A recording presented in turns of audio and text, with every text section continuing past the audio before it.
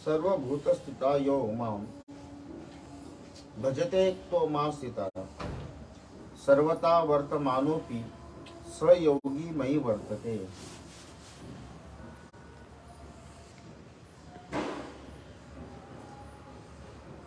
हर एक व्यक्ति की अवस्था की बात परमात्मा ने करी है, चाहे वो बालक बुद्धि हो, विद्यार्थी बुद्धि हो,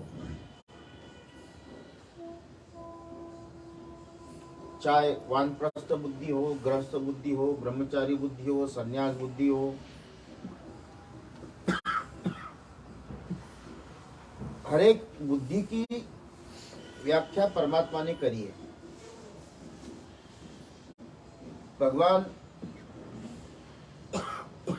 अब क्या है कि हर एक व्यक्ति के अपने अपने भाव, अपने अपने तरीके, अपने अपनी सोच, 800 करोड़ लोगों की अपनी अपनी बुद्धि के हिसाब से वो व्यक्ति सोचता है। अपने तर्क, कुतर्क, स्वार्थ, परमार्थ, परोपकार, राग, द्वेष, छल, कपट, झूठ,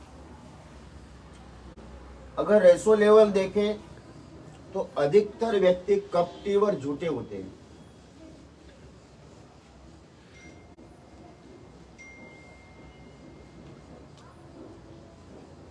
ऐसे कई लोग मैंने अपने जीवन में देखे हैं कि मेरे सामने सफेद झूठ बोलकर गए। तो कहीं ना कहीं परमात्मा का एक अंग जिसको हम मानते हैं, तो परमात्मा ने कहा कि ये जो जिसकी अविवेक बुद्धि है, इसलिए तुलसीदास बाबा कहते बुद्धिहीन तनु जानिके, ये बुद्धिहीनता का एक प्रमाण है। और बुद्धिवानों का प्रमाण क्या कहा परमात्मा ने? सर्वभूत स्थित यो माम। सभी जगह पे जैसा अगर आप देखें, अब सभी लोग वस्त्र पहनते हैं, वस्त्र का इतिहास अगर देखें तो मुझे बताइए कि आप अंत में कपास है, कपास से धागे बने और धागे से वस्त्र बना। अब उस तंतु, उस वस्त्र में, 1 मीटर के वस्त्र में कितने तंतु लगे हैं तब जाकर एक वस्त्र बना है। इसी तरह से पूरे ब्रह्मांड में 84 लाख योनि, आकाश, पृथ्वी, जल, अग्नि, वायु सभी बनकर एक ब्रह्मांड बना है।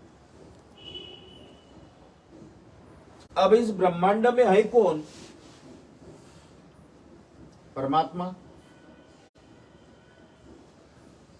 जिस तरह से एक वस्त्र में लाखों तंतु या एक वृक्ष में लगे हुए पत्ते, अगर वो कह दे जिस पेड़ पे बैठकर उसी पेड़ के साथ छल कपट झूठ करेगा तो उसकी अज्ञानता है। और वही अपने आप को सर्वोपरि मानकर कहेगा कि नहीं, ये पेड़ तो मैं ही हूं, तो ये मूर्खता। हाँ, एक पेड़ का एक अंश मात्र मैं हूं, ये अगर वो पत्ता समझ ले तो ये परमात्मा के प्रति आपकी दृष्टि ज्ञानियों, बुद्धिवान, सन्यासी, महापुरुषों के लक्षण बताए।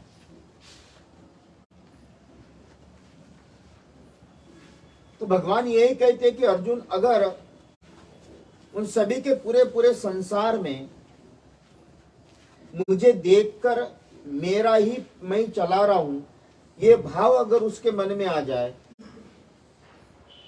उसके अंदर की न्याय से एकात्म दृष्टि हो जाए, एक दृष्टि हो जाए, भेद नहीं हो जाए, जहां भी है। अब जैसे किसी बेटा बेटी है या पुत्र, तो वो भाई वो थोड़ी कहे कि मेरे 10 बाप है या 10 माँ है, वो तो एक ही कहेगा एक है।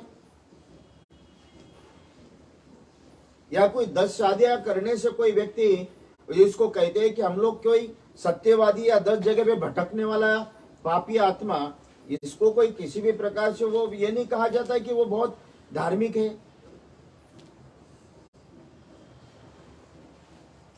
तो इसलिए परमात्मा ने ये अज्ञानता का एक लक्षण, मूर्खता का लक्षण है। लेकिन उस व्यक्ति को उतनी समझ न होने के कारण वो व्यक्ति अपने आप में ही बस ऐसा हम लोगों को बेवकूफ बना दिया। उसको लगता है दुनिया में मेरे से बड़ा कोई होशियार नहीं है, भाई वो सबसे बड़ा होशियार तो वो बैठ रहा है, उसको कभी देखता नहीं है। समाज के चर्म चक्षु के कारण समाज में देखता है, कहीं इनको पता नहीं है।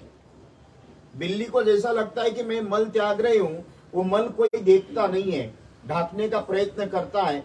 यही मनुष्य की बुद्धि अज्ञानता का, मूर्खता का, नरक का, दारिद्र्य का और इस मनुष्य जीवन के पतन का एक सबसे बड़ा कारण बताया है। और उसमें अगर एकात्म भाव अगर आ जाए, अपना सिद्धांत अगर समझने लगे, तो यही अपने जीवन की परमात्मा ने कहा कि सर्व भूत स्थित यो माम भजते आत्मवस्थिता। जहां परमात्मा का एक ही भाव के साथ जो भजन करता है, सर्वता वर्तमानोपि सहयोगी मई वर्तते। जो परमात्मा के प्राप्त किया करने के मार्ग के ऊपर या संसार में सफल होने के मार्ग के ऊपर, क्योंकि देखो इस जगत में उन सभी मूर्खतापूर्ण काम करने वालों की तादाद बहुत है। कोयले के खदान में हीरा एक ही होता है, कोयला तो बहुत रहता है, लेकिन मनुष्य के अज्ञान रूपी बुद्धि के परिणाम स्वरूप वो पाप मार्ग में प्रवृत्त रहने के कारण वो उसी मार्ग पे अपने आप को बड़ा बुद्धिवान, होशियार और बेवकूफ बन समझता है। वो कहते एक बार मुझे स्मरण आया, है तो चुटकुला, लेकिन एक बस में एक व्यक्ति बैठा हुआ और उसको पेपर दिया, और पेपर देने के बाद उसने भी पैसे दे दिए। और पैसे देने के बाद वो पेपर हाथ में लेकर पूरी बस में जोर जोर से हंसने लगा। बस चल दी। लोगों ने पूछा क्यों हंसा? बोले मैंने पेपर वालों को बेवकूफ बनाया। बोले क्यों? मैंने खोटा सिक्का, मैंने 20 पैसे खोटा सिक्का दिया। जोर जोर से हंसने लगा। एक पड़ोस वाले व्यक्ति ने कहा कि तूने उसको बेवकूफ नहीं बनाया, उसने भी तुझे बेवकूफ बनाया। बोले क्या? उसने भी तुझे 6 महीने पहले पेपर दे दिया है, 6 महीने पहले का पेपर। तो यही मनुष्य की बुद्धि, हम समझते हैं कि हम दुनिया को बेवकूफ बनाते हैं, हम अपने आप को बड़ा बुद्धिमान, अक्लमंद मानते हैं। लेकिन महाराज परमात्मा ये कहते कि जिसकी बुद्धि में दृढ़ता है, जिसको बुद्धिवान कहा कहते हैं, जिसको होशियार कहा गया है, साधु कहा गया है, योगी कहा गया है, वो पूरे ब्रह्मांड में उस परमात्मा का एक ही भाव देखकर वर्तमानोपि स योगी मई वर्तते। उसी तरह से पंचमाभूत अपने आप उसमें कैसे भी करके, कैसा भी हो, उस हरेक जगह पे परमात्मा भी उसके समकक्ष आने लगता है।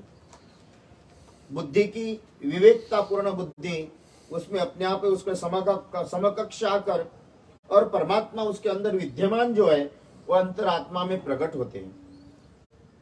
और जब वो प्रकट हो जाए तो वो अपने आप ही उस आवश्यकता या उसकी जो अनहत नाद जिसको कहते हैं, वो अनहत नाद, आत्मदर्शन, परमात्मा के दर्शन, सृष्टि में अनुभूतियां अनेक प्रकार की होती है। अब थोड़ा एक एक श्लोक के ऊपर विस्तार करने के बजाय सोच रहा हूँ 2-2 श्लोक ले लूं, लेकिन विस्तार भी ऐसा रहता है, एक छोटे से चीज में एक बड़ा श्लोक, एक एक श्लोक के ऊपर महीना महीना 2-2 महीने चर्चा की जा सकती है। लेकिन आपको 2-4, 5-10 मिनट में ही एक श्लोक के ऊपर चिंतन क्या बताएं। फिर भी आत्मवोपम्येन सर्वत्र समम पश्यति अर्जुन, सुखम वा यदि वा दुखम स योगी परमो मता। इस जगत में विषय का विस्तार जो जगत चराचर करता है, उस परमात्मा का सदरूप देखता है, जिसके मन में सुख दुख का किसी भी लेश मात्र वासनाएं का कोई भी लेश मात्र उसको प्रवेश नहीं करता है, शुभाशुभ का हर्ष उल्लासित नहीं होता है, कोई भी किसी प्रकार का संसार का हरेक नियम, जैसा नदी में पानी नहीं भी हो तो नदी है, नदी में बाढ़ आ जाए तो भी नदी है, और नदी में थोड़ा सा पानी बहने लगा तो भी नदी है मध्य में है या उसकी बाढ़ है, उस नदी में कोई प्रभाव नहीं पड़ता है। इसी तरह से संसार में किसी भी प्रकार से किसी भी अवस्था में आपके बुद्धि में प्रभाव न पड़ना, ये योगी और साधक के लक्षण परमात्मा ने बताया। इसलिए श्रोताओं, इन सभी में, लोकाचारों में जितना भी प्रसंग होता है उसमें सुख दुख, उसका अनुभव, प्राप्ति, वियोग, संयोग, उसमें सभी रूप उस परमात्मा के अगर कहीं ना कहीं देखा जाए तो एकात्म भाव ही ईश्वर ही करता है। अब नदी रोने लगे, मेरे अंदर पानी नहीं आ रहा है, भाई बारिश आएगी तो बाद में आएगा। इसी तरह से अगर थोड़ा सा पानी बहे तो भी रोए, या नहीं है तो भी रोए। जो जिस तरह से उस अवस्था में वो अपने आप में, किसी भी बड़ा से बड़ी बारिश मुसलधार भी आए तो अपनी धैर्य नहीं छोड़ती है, अपनी उसी जगह पे रहती है। इसी तरह से संसार से कितनी भी बड़ी से बड़ी बाढ़ आ जाए, सुख आ जाए, या थोड़ा सा भी रहे, अपने मन के बुद्धि को स्थिर रखना, ये परमात्मा प्राप्त किए हुए व्यक्ति के लक्षण परमात्मा भक्ति योग या छठे अध्याय में 32वें श्लोक में कह रहे। कल अपन उसके ऊपर और चिंतन करेंगे। इतना ही कहते हुए कृष्ण कन्हैया लाल की जय।